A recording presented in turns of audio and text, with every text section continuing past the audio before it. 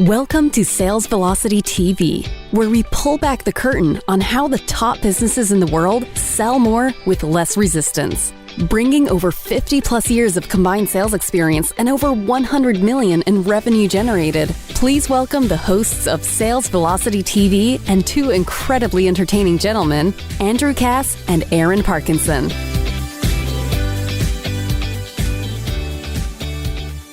Hey everybody, welcome back to another episode of Sales Velocity TV and radio. If you're new watching this for the first time, welcome. Good to have you. We have a lot of fun on the show. I'm Andrew Cass, that's Aaron Parkinson, and we are talking lead generation strategies today. It's a specialty of ours both, really. We've been generating leads on the internet, Aaron, I think collectively 2004, 5-ish. I don't know. Let's figure this out.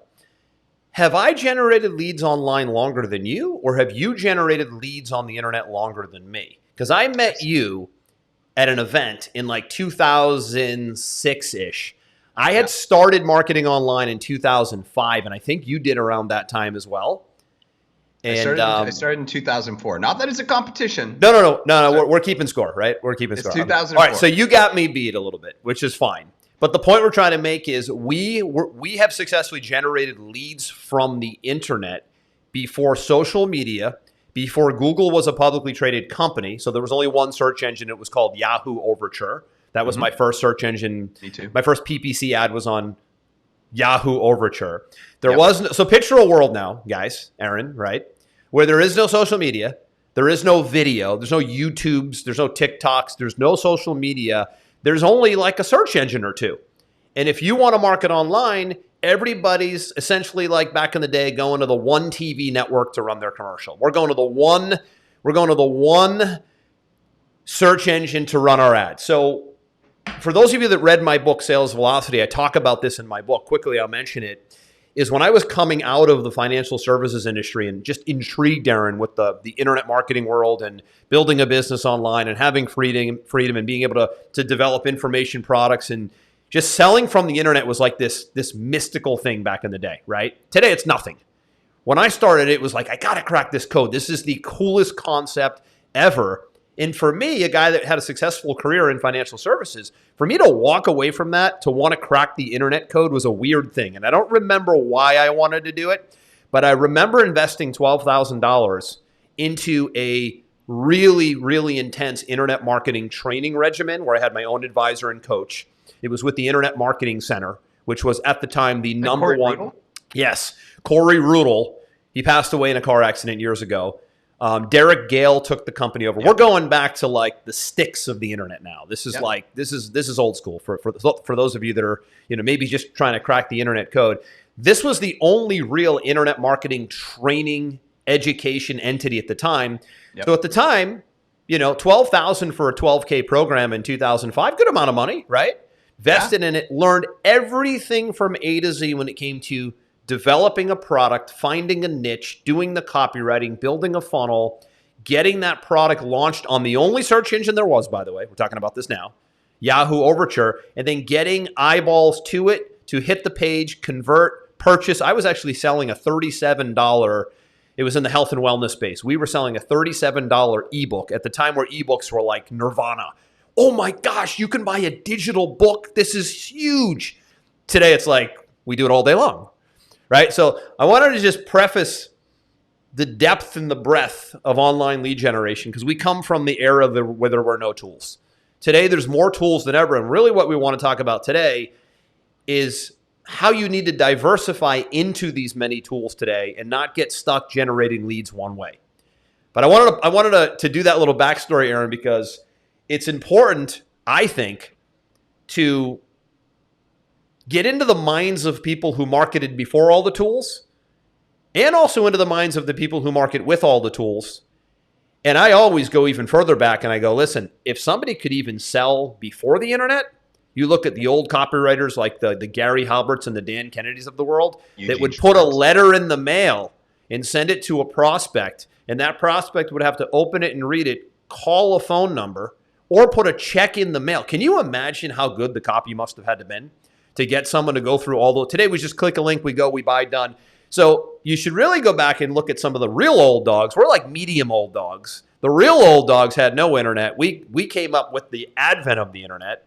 But that's what we're going to talk about today is a little bit of history, a little bit of depth and breadth here, which we have, but more so what's working today and why diversification is critical today. And Aaron, I know that was a long introduction. For those of you watching the show for the first time, you're like, man, that was like a history lesson. I just want to get to the point. Well, it's important that you have some context. Yeah, my first product I bought was pre-internet, and it was a program I saw on television.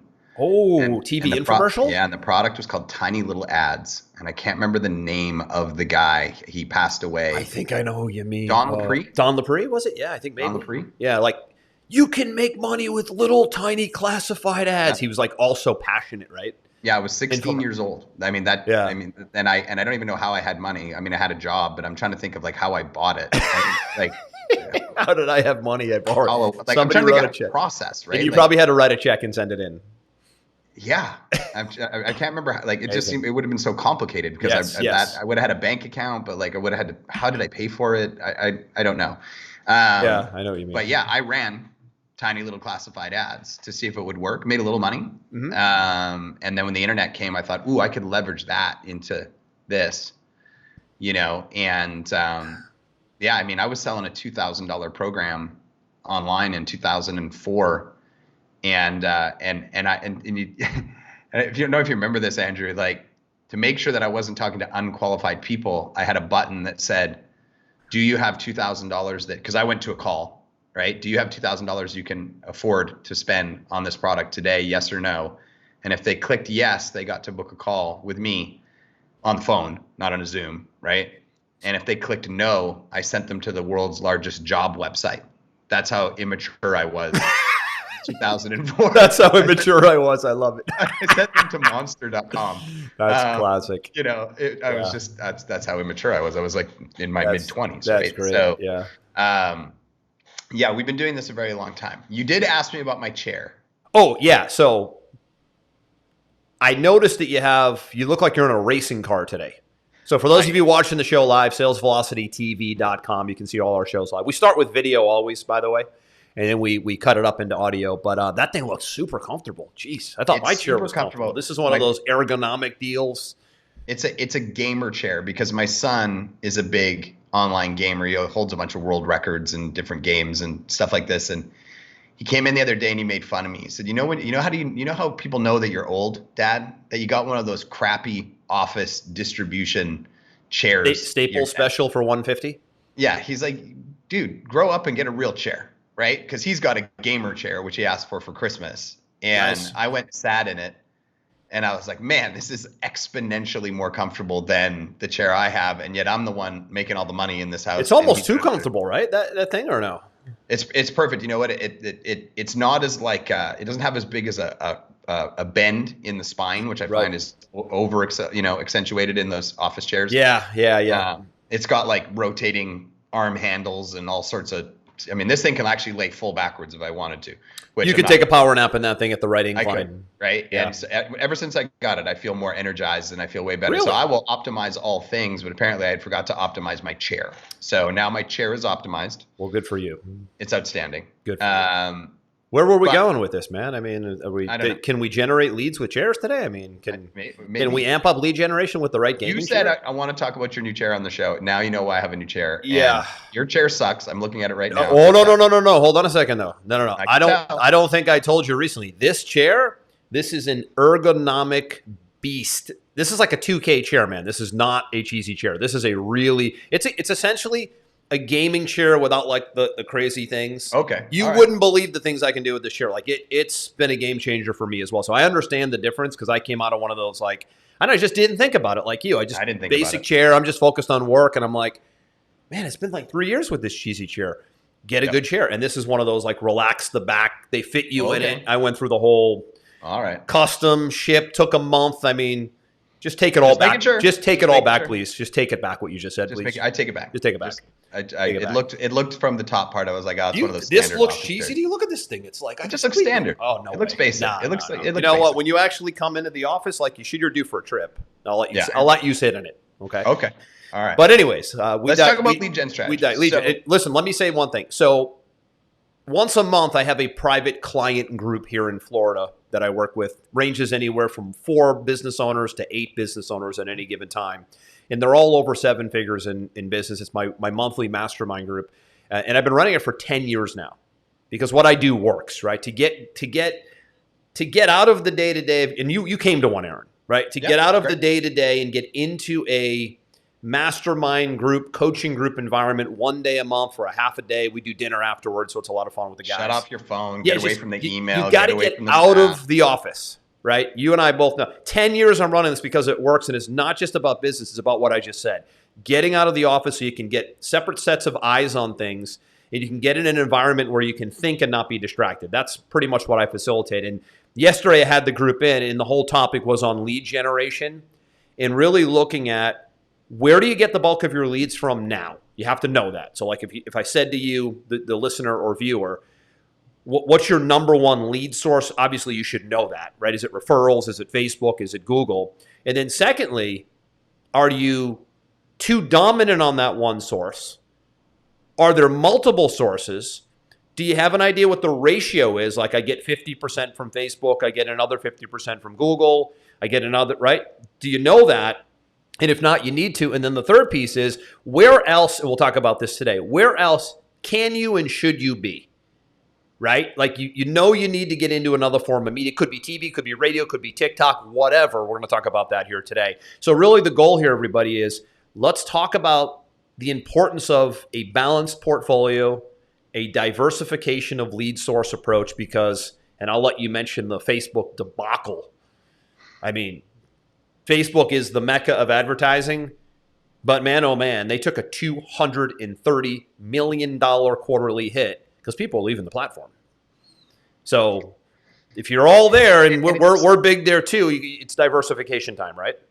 So let's talk about it. It's a signal to them, but it's also a signal to business owners, right? Because we own multiple businesses, you and I, and one of the businesses is a marketing agency, and what we've seen is the trend over the last probably 3 years is that number one, Facebook and Instagram, their user acquisition is going down. So typically people live in different channels, and this is now a great channel because it's an older demographic in the eyes of the social media world. Yep. Right. The people who got on first got on Facebook, and then sort of the next generation got on Instagram, and then the next generation after that kind of got on Snapchat, and then the next generation after that is now on TikTok, and then YouTube is its own world because it's not a social media network. It's different. It's an information. Listen, it's internet TV. Yeah, it's internet TV. It's an internet. It's a delivery system, right? Mm-hmm. So what's happening is that the user base is getting older, even starting to die off now. They haven't acquired anything relatively impactful for their inventory. Like, for example, when they bought Instagram a couple of years ago, that was huge. They bought Instagram, then they bought WhatsApp. Did they buy WhatsApp? Yeah, they bought WhatsApp. WhatsApp is owned by Facebook? Yes. I did not know that. For some reason, I thought Microsoft bought WhatsApp. I don't know. What am I thinking? Nope. Microsoft Slack, maybe? I don't know. No, Facebook bought it, but there's not enough inventory for them. So they have too many advertisers. Mm-hmm. Mm-hmm. They have not enough place to show their ads. Their user base is declining, not increasing. And in conjunction with that, what's happened is that they've started to raise their prices dramatically because they have shareholders that they have to appease, and profit needs to be going up every year, and so on and so forth. And because they have so many advertisers, for whatever reason, their customer service has not been able to keep up. So the customer experience with Facebook has been a real challenge for them over the last 3 years in the eyes of most of the advertisers that are online, where ads are getting disapproved, ad accounts are getting disapproved, the communication is not great, the time to get answers is not great. Interesting.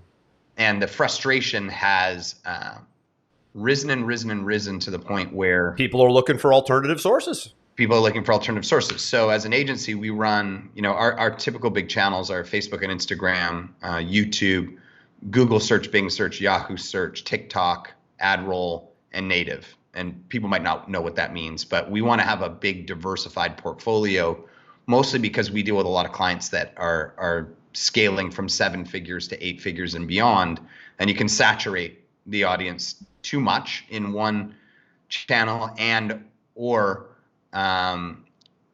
the fact is that a lot of people, it's kind of like they're on teams, right? They're like team Facebook, team Instagram, team Snapchat, team TikTok. And so they might not be really paying attention in those other channels. So not only could you saturate them, but these others could be completely new pockets for you, right? Now, if you have a prospect that's on multiple channels, if they're seeing you on multiple channels, that obviously just increases your credibility because you look omnipresent, right? Mm-hmm. But a lot of the times they don't live on these other channels. So it could be a whole new source of traffic for you to be diversified into these other places. Right. Anyway, my point is that our clients have forced us to expand to YouTube really hard about 2 years ago. And now we are forcing them to expand to TikTok. TikTok is like the rage and the talk as of late. It's incredible. I mean, we've done the testing and the cost to get in front of people is 1/6. And by the way, it feels to me, Aaron, like TikTok is at least subliminally going right after Facebook. Like they want to just take them straight down. They even copied almost identically Facebook's advertising dashboard. Is that right? See, I haven't seen that. Which felt like it felt almost like a screw you. That's my point. It seems like, and listen, that's great for consumers. Let them go. Remember the wars over the years of Microsoft and Apple. You had the geeky guy on TV who was the Microsoft guy. Then you had sort of like a hip cool guy coming up Apple, and it was like they were subliminally planting that cool people use Apple products and like geeky nerdy people use Microsoft products. They were like taking shots at Bill Gates and Microsoft. Yep. I kind of feel like that's what's happening right now. Facebook's been such a mecca that TikTok's really the first one that's ever made ground against them. I know it's still early, but every other platform, there was Pinterest, that was kind of more of an Instagram attack. There was, I don't even know, there were a couple, but this is the one getting traction right now. Definitely getting traction. Which is interesting. Definitely getting traction. Now, what do I think is going to happen? I think that, so Facebook's launched the Metaverse because they need more inventory and they feel like more people are going to be spending more time in the Metaverse. And you got to think about it. Why would they go all in on the Metaverse? I just had a conversation an hour ago with a guy he said he heard that to complete the Metaverse, which is a virtual reality, right? And for those people who don't know what the Metaverse is, it's a virtual reality that you can I frankly don't want to know and live in and have fun in and blah, blah, blah. It's going to cost them $10 billion over 10 years to build this virtual world. I don't know about you, man, but that's something I want nothing to do with. How about you? I think there's really interesting applications to it. And as an advertiser, it appeals to me. I play some VR with my kids. It hasn't hooked me. It hooked them. The most important thing is it's hooked them, right? So they're looking to tap into a younger demographic as their social media demographic gets older. And you got to think about it. Imagine being able to run ads, right?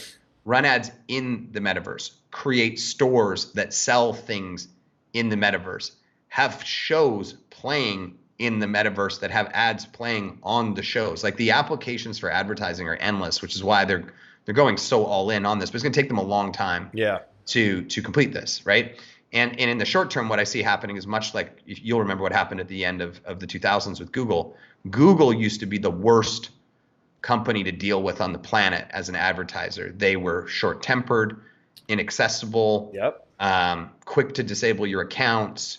They were just an 800-pound gorilla, and you're not going to pick up the phone and call them. It's just they were just rude, for lack of a better word, and nobody could go anywhere else because there wasn't really a great alternative. And then Facebook and Instagram came around, and it was a fantastic alternative, and everybody left Google. Yes. And then Google, Facebook ate their lunch is basically what happened. And they now are one of the best customer service, easily accessible, fantastic run because they were forced to. Right? One thing I'll say, can you hear me? Yeah, I can hear you. You froze for a second. Interesting point so the reason I gave the whole context and the depth of our experience in the beginning is because PPC on Google was an absolute beast from that 2004-5 era right through like 2010-ish. Amazing. I mean, every advertiser on the planet Earth would claw to get a pay-per-click ad on Google. Even though there was some like I said, Yahoo Overture had a PPC platform, but nothing created a storm like the Google PPC platform in that era. We made so much money as advertisers. We made so much money because you could literally like turn on a switch. It was up and like you could control the amount of traffic that you would get by just increasing your ad spend. And there wasn't a lot of competition, so you could drill down easily, and cost wasn't terrible. The difference when Facebook came in is they came in as a non-searched platform, where Facebook has always been, find a gym in my area, type it in. Find a salon in my area. Find a consultant, insurance agent in my. So I'm specifically looking for something where Facebook isn't that. For those of you that might not understand the difference, Facebook is a social media platform where Aaron and I might be sharing pictures from when we were in high school or whatever, and the ads just happen to show up and interrupt me on the right. So the interesting thing about Facebook is people didn't really know if it was going to work because it was more like a newspaper than it was a search-based ad where the ads would just show up and if you're interested, great. But the targeting that came into play once they developed and once they actually had the community and they chunked down on what people's interests were, now all of a sudden, you and I both know we can run ads on Facebook and Instagram that only go to people who are yoga enthusiasts, weightlifters, football players, insurance agents, right? That's not the case with Google, right? So talking about diversification right now, you really should have a presence on search-based Google where somebody puts in keywords that make sense to what it is that you offer. And also the ability to be able to target these little micro demographic groups that live on Facebook and Instagram is an amazing 1-2 punch right now. So as a business owner listening, do I have some search-based presence? Google, also YouTube. And do I have some demographic-driven ads running as well where I can go right in and target these little micro groups? And if your answer is no to both, you probably don't have many leads coming in, and today's a lead generation conversation. If your answer is yes to both, you're in the right arenas, and that's great to have that 1-2 punch, that diversification. We're going to talk about a few more options today, but those tend to be the big two, Aaron. You see this more than I do. You're more on the traffic side. I'm more on the sales funnel side of things. But Facebook and Google, if you crack those two alone, remember, that's a 2X. What a lot of people don't know is when you're on Google, it's Google and YouTube. When you're on Facebook, it's Facebook and Instagram. So you're really in 4 places, not 2, if you can make those 2 platforms work for you. And not one or the other, by the way, but both. That, I think, is the key to the conversation is not one or the other, both diversification portfolio approach. Yeah, and the thing with Facebook and Instagram is it's disruptive advertising, right? And so you can put it in front of so many more people, where Google search, for example, there's only so many terms they're putting in, right? Yeah, it's how many searches are being done a month on a specific term, right? But then Google also has YouTube, which is disruptive advertising. So when you've gone to watch a YouTube video and then you see a video pre-roll come up with some type of commercial with a call to action, it's hoping to disrupt your journey and take you to somewhere else. Sure. Right. And the reality is you can do amazing targeting in YouTube, almost like you can do amazing targeting in Facebook and Instagram. Right. So it's a 1-2 punch. But now TikTok for us has come up as that is number 3 and potentially number 2. But hold on, Aaron. Let's stop. I want to say what I said again before. Let's really call it number 5. Because again, when you get into Google, and a lot of people don't connect the dots here, since Google owns YouTube, that platform gives you the ability to run search ads and video ads with YouTube. And when you go into Facebook, it's Facebook and just click of a mouse. Show my ads on Instagram as well.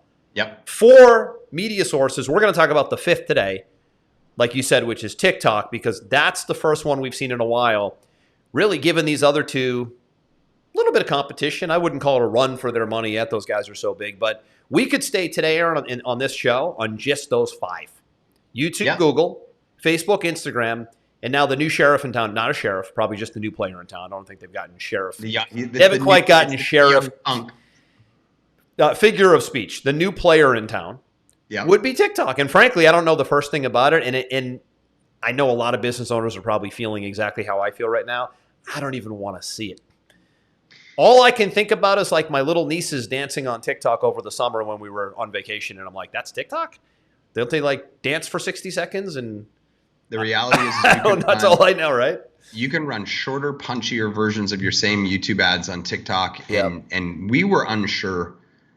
The primary concern for us was that the buying demographic would be on TikTok. Right. So 6 months ago, we said we're going to take 3 of our clients, we're going to run them on TikTok, and we're going to see if the conversions happen on the back end in the same, more, less than Facebook and Instagram or YouTube and Google, Sure. right?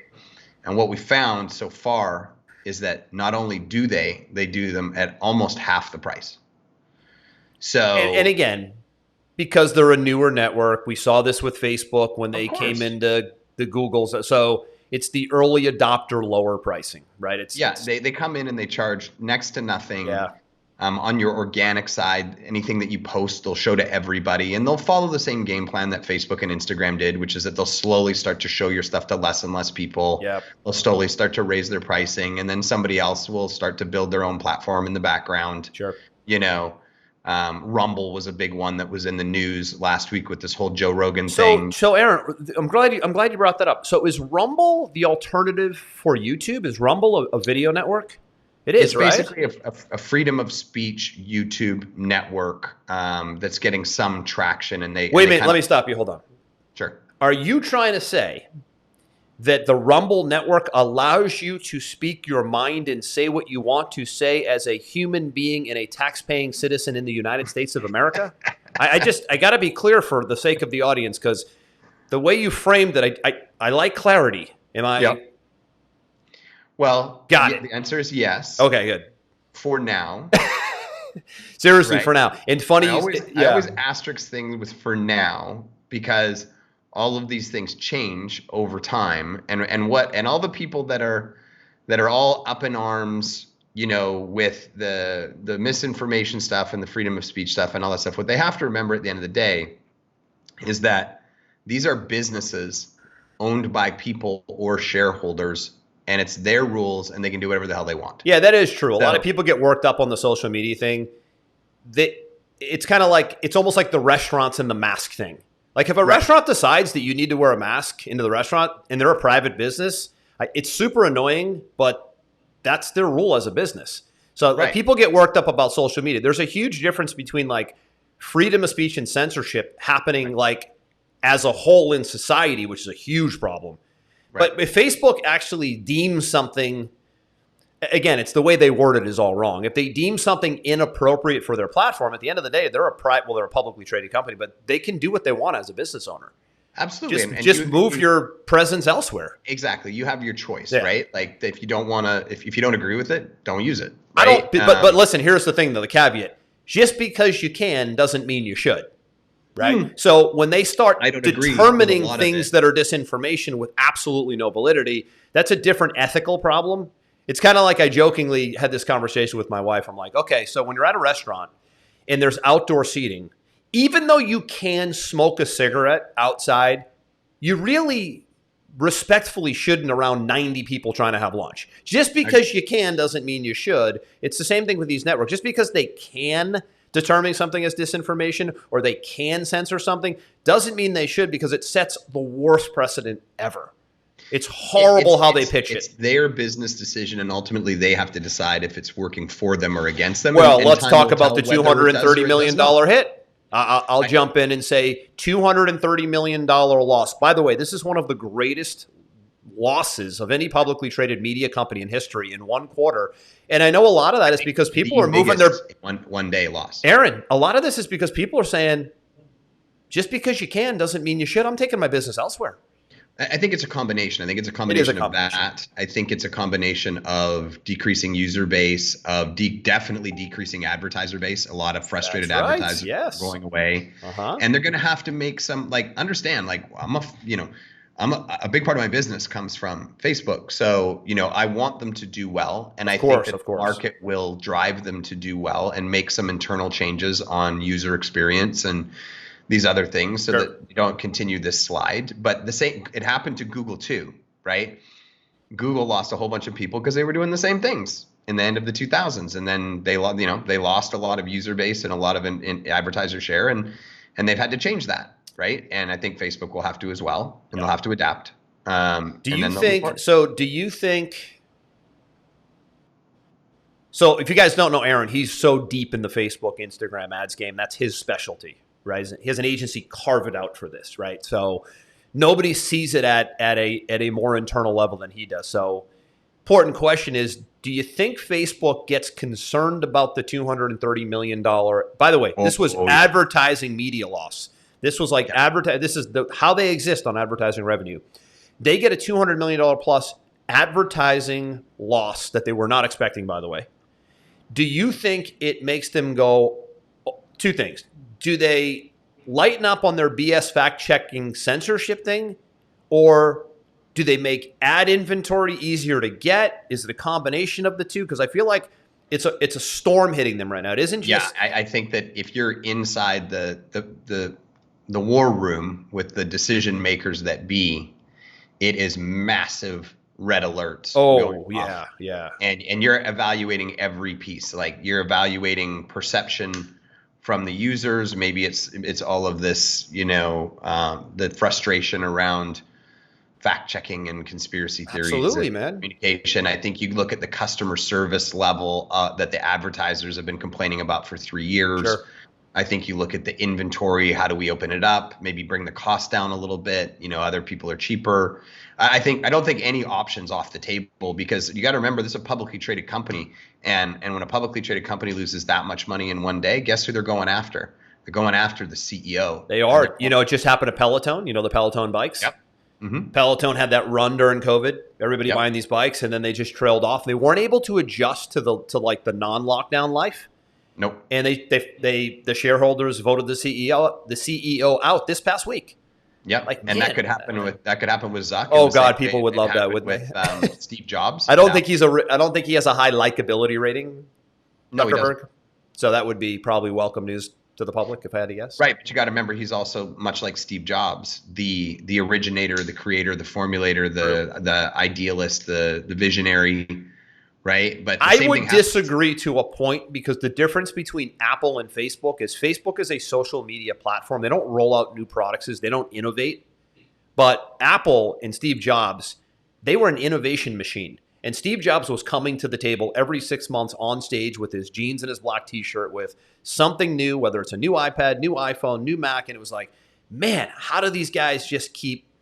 So there was a little bit of a difference, because there was the development of new things, which you don't see that in Facebook. Zuckerberg isn't coming out and going on stage and saying, "Hey, today I'm going to introduce a new level." Like the Metaverse the Metaverse was the only 3 months ago and said, "I'm going to build a virtual world." But Aaron, to my point, this is the only launch type thing they've ever done as a company. Agreed. Jobs was in launch mode like 3 times a year. He was a machine.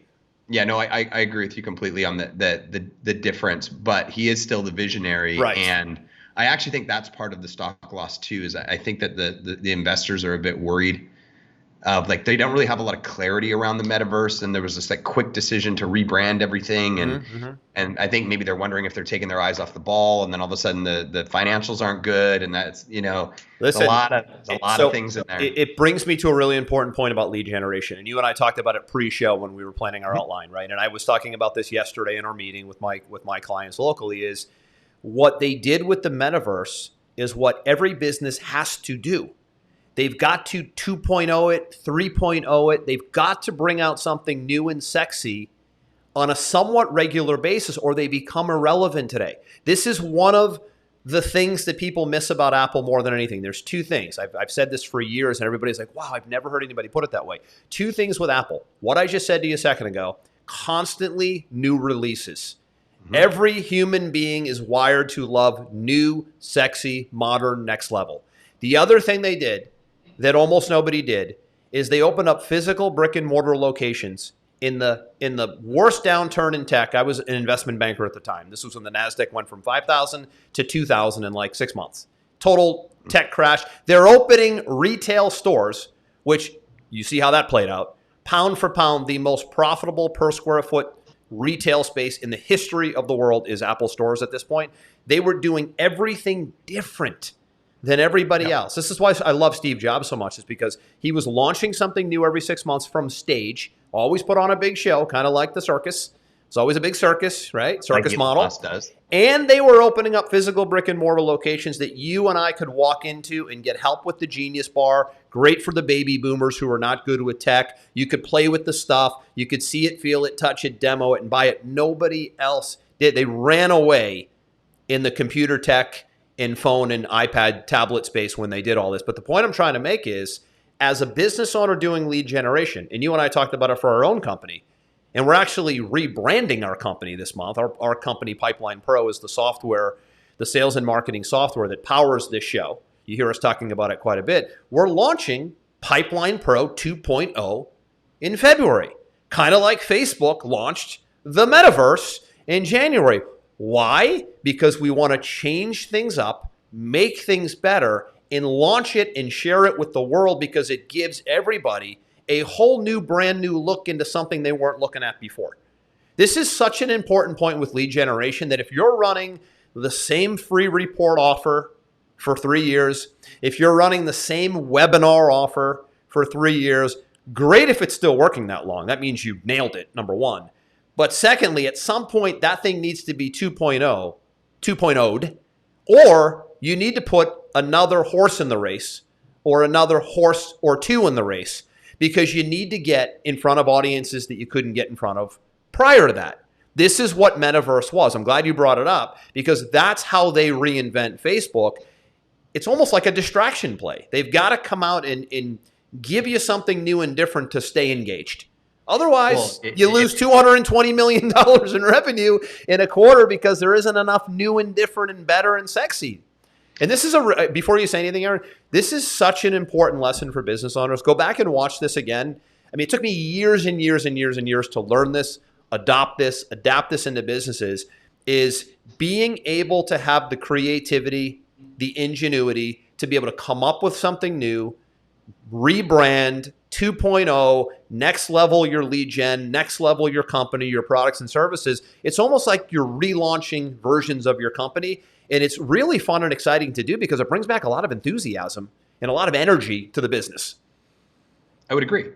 And I think that the purpose of this show today, which kind of went off in a couple of different interesting veins, because we like to talk about stuff, is that there is no limit to how many different things you can test from a lead generation perspective, not only from the actual outlet that you're testing it on, but also the different angles you could test it with, offering things to get information, or offering your product, or offering experiences, and we often talk about the digital side, right? But when we look at the digital side, we tend to talk about the big ones, right? The Facebook, Instagram, Google, Sure. YouTube, TikTok.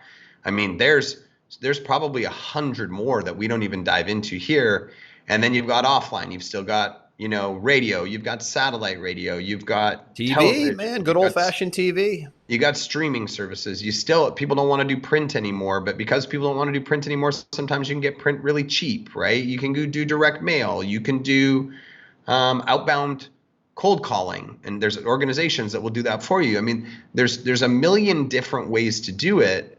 I think the challenge that a lot of people have is sometimes it's so easy in one place. Yeah. That they become complacent on that one place. And then when that one place turns against you, they don't have the diversification to ride that out. And listen, everybody's guilty of that. When you start nailing it in one form of media, I mean, literally, we as a company dominate Facebook. But you and I both said, beginning of 2022, for the first time in almost 2 years, we're starting to see a little performance trail off. Wobble. But that's a long time to dominate. We as a company, I mean, literally, if you saw our numbers on Facebook and Instagram, it's like people it would be a dream to have those kind of cost per acquisition numbers. But we're smart enough to know that doesn't last forever, right? And that's the key to the conversation today is diversification, not having only one horse in the race, figuring out, is TikTok the next play for me? Is YouTube the next play for me? Should I be on TV? We have a lot of financial advisors that watch our show and that use our software. And the biggest and best advertisers are on CNBC, Fox Business, CNN, MSNBC, like the big news networks. They're advertising on those networks, good old-fashioned TV advertisements. So And like you said, TV's not as hot as it was, so you can probably get TV cheaper today than ever. No question. So, and it's a huge credibility play that you could leverage into other assets. As seen on, right? Yeah. Mm-hmm. Clips from you on interviews on, CNBC or something like that are worth their weight in gold. Right. So, the goal of today wasn't to get into, you should have a free report funnel. You should have a webinar funnel. You should have a cheat sheet funnel, see my demo of my software funnel. Like that, the tactics of the funnel, it's obvious what's out there and what's working and what may work for your business. The real point of the conversation was, how can I make sure I don't unconsciously end up with all my eggs in one basket? How can I make sure that I have a balanced approach? And by the way, balanced approach could be just two. I mean, if you start dominating two sources, you have dramatically stabilized the business because you went from 1 to 2. You've essentially made 100% move in the right direction to have diversified traffic. Just in my example in the beginning, if you had Google ads running and maybe some YouTube ads running, you got two forms of media there. And if you run Facebook ads, a lot of people don't know this, it's just one little extra click, Aaron, I think in the dashboard, to say show my ads on Instagram. You don't even have to log into a different place to have ads show on Instagram as well. So just be thinking about, how many lead sources am I exposed to? How many different media sources bring me leads? And I would have that audit with yourself. I only get leads from referrals. That's a very dangerous place to be. That may be you. Or I only get leads from my affiliates. Somewhat of a dangerous place to be. Or I only get leads from Google. Understand that and say, okay, the key here is, where can I go next? And it's just one place.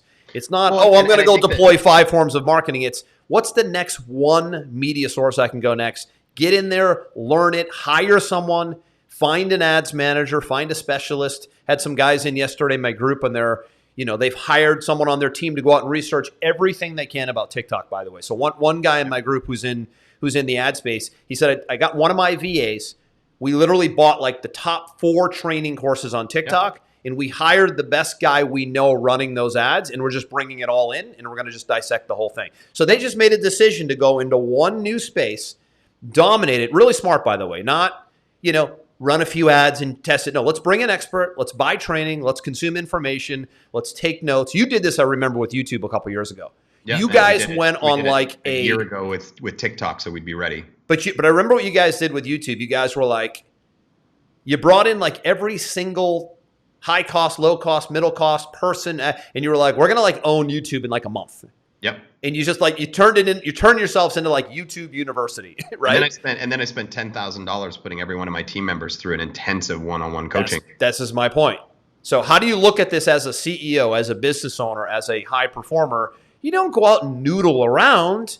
You go hot. You find the trainings, right? Really leverage someone else, right? Success leaves clues, right? Somebody's already dissected the information. Find the training courses. You don't want to do it, have someone do it for you, right? Find someone who's running ads, hire them for a little while. Put them on a 30-day retainer, see if it works. Like, go get in there and expedite the time it takes than just noodling through it by yourself.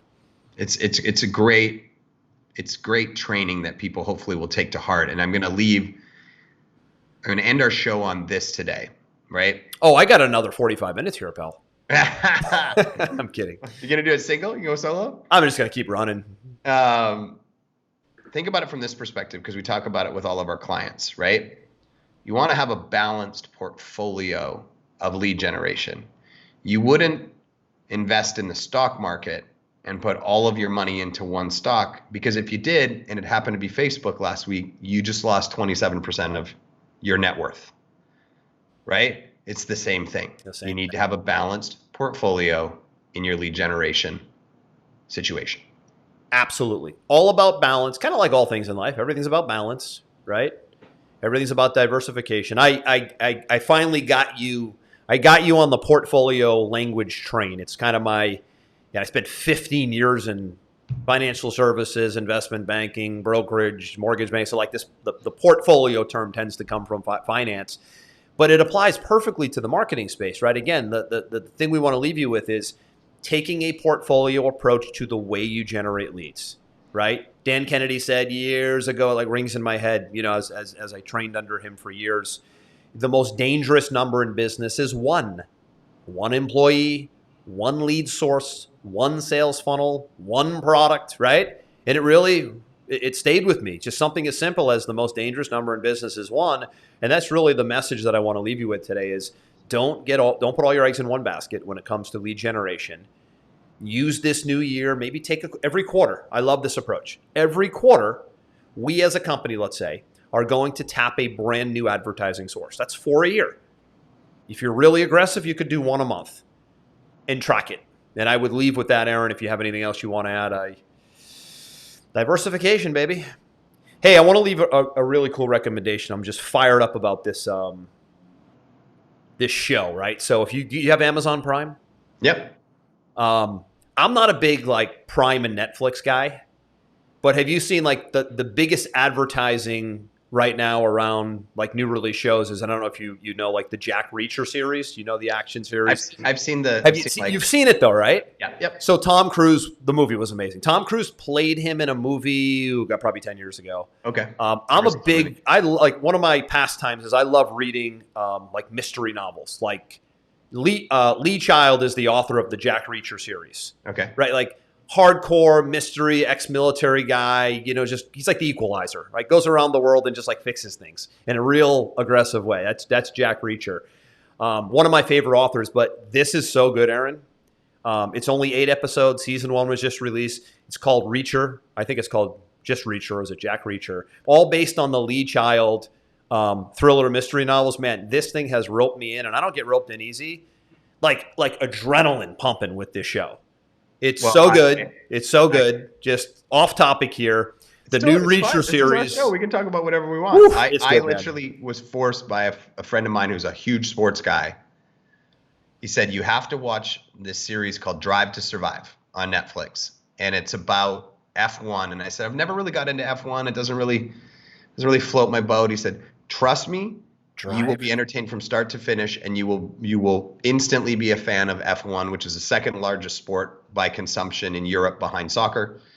And I said, okay, I'll test it out last night. I ended up watching 3 episodes last night. I was instantly hooked. Really? Is it about the business of F1 driving? It's almost like a documentary over multiple seasons, but it helps you understand it because it explains the team structures and the country structures and the money behind it, and how Mercedes and Ferrari have like a stranglehold on it. So it's basically them and everybody else is fighting for, like they're fighting for third because Mercedes and Ferrari will put $600 million a year into the driving team, and like a US one will put 150 million. And so you got these great drivers driving subpar cars and frustrated because there's not enough money being invested, and it's all political, and it's all moving. The drivers are moving around to different teams, and that I was and they're all I didn't realize how much they crash. Everyone's crashing in every race, and they're not NASCAR. I mean, these are going 200 miles an hour. It's so cool. I love those cars. I love them. And so like I just didn't really understand the whole F1 world until I started watching this, and I was watching last night. I was instantly hooked. It was amazing. Awesome, man. So, hey, listen, 2 show recommendations, a little off track from lead generation, right? What was yours called again? Drive to Survive. Drive to Survive. Mine is the Reacher series that's like all over Amazon Prime right now. It's a big release, and it's just I'm excited to watch episode 8 tonight. I watched 7 episodes this week. So I look at it this way, Aaron. I get upset with myself. I go, okay, so I just wasted 7. I could have wrote a sales letter in 7 hours. This is why I don't do Netflix and I don't do shows, because I start to feel guilty. I actually you gotta what detach, man. Could I have gotten done in that set? Detach. I know. But I mean, does anybody watching, do you guys ever feel that way? Like if you watch like 2 or 3 seasons of something, some people just don't catch it. They're so numb to life. They don't see anything. If you do it every day of every week of but every month. Aaron, this is what people do. There are people who live for Netflix. They're in one series after another after another. I mean, you could learn a foreign language in the amount of hours they spent in a month watching Netflix, some people. I like watch a series or 2 over the course. I'm a big reader. I feel better if I took the 7 hours reading a full book. I would actually feel better if I read the Lee Child book, which is based on the Reacher series. I don't know. It's just me. I feel like I'm wasting valuable time. Hey, I could be building a new lead generation campaign. That's sort of how I look at it, right? Just stop it. Stop it. Just end it right there. I digress, man. But 2 good recommendations. big one here worth going back and watching. Video version, as always, will be at salesvelocitytv.com. We usually get the video version up, everybody, about 3-4 days after the actual show. And then the podcast version gets into Apple and Google and Stitcher and Spotify about a week or so later. But everything's over at salesvelocitytv.com. We'll continue this conversation. One thing I want to say is every time there's a new player in town that looks like they're going to surface as a player like TikTok is right now, we will bring it to Sales Velocity TV, talk about it, dissect it. I think, Aaron, you'll be sharing some results in the next couple of weeks of the testing that you've actually done now inside of TikTok. I know we as a company will be venturing into some TikTok ads here soon. So we'll report back, we'll curate, and we'll share what's happening with this new player in town. Everybody have a great one. We'll see you on the next episode. We hope you enjoyed this episode. Sales Velocity TV is powered by Pipeline Pro, the ultimate all-in-one sales pipeline management and marketing automation platform that makes all others obsolete. And we can prove it. Take a tour at gopipelinePro.com. See you on the next episode.